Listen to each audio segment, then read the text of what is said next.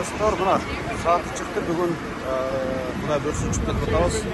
Ушул самолет менен, ушул учак менен бар. Мекендешибиз альпинист Кадыр Сайдылкан дүйнөдөгү эң бийик чокуу аталган Эверестти багындырганы турат. Өткөн жылы декабрь айында Антарктиданын Винсан чокуусун багындырган. Бул Кыргызстан үчүн маанилүү жана тарыхый күн болгон. Себеби буга чейин бир дагы кыргызстандык Антарктиданын эң бийик чокусу Винсан чокусуна чыккан эмес. Винсан чокусуна чыгуу башка чокуларга караганда бир кыйла оор, себеби абдан суук жана дайым шамал болгондуктан бардык эле альпинисттер ийгилик менен кайтышкан эмес.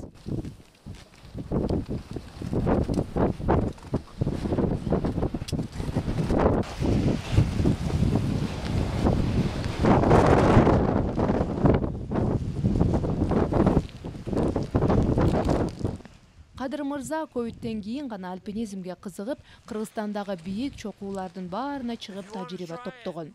Дүйнөнүн 7 чокусун багындырган. Алсак Килиманджаро тоосуна ийгиликтүү чыгып, өз мекенине жеңиш чоң сыймык менен кайтып келген.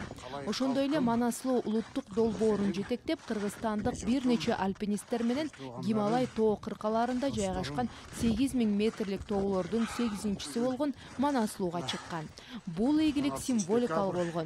Себеби 1,5 килограммдык Манас китебин да өзү менен ала барып, Манаслуу чокусуна кыргыз желегин желбиретип, Манас китебин коюп, бул жетишкендигин жалпы кыргыз журтуна арнаган.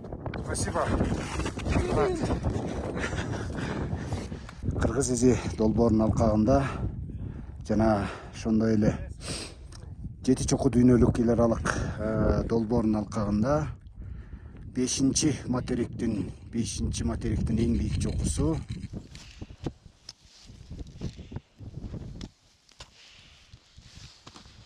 Кадыр мырза былтыр Эвересттин базалык лагерине барып тажрыйба топтогон.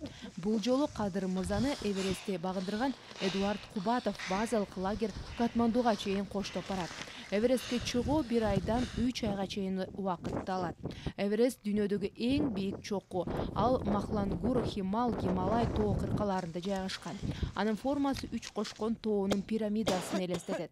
Эвересттин түштүгү 8760 метр болсо, түндүгү 8848 метрди түзөт. Аны багындыруу үчүн альпинисттер 2 жылдан 10 жылга чейин даярдык көрүшөт.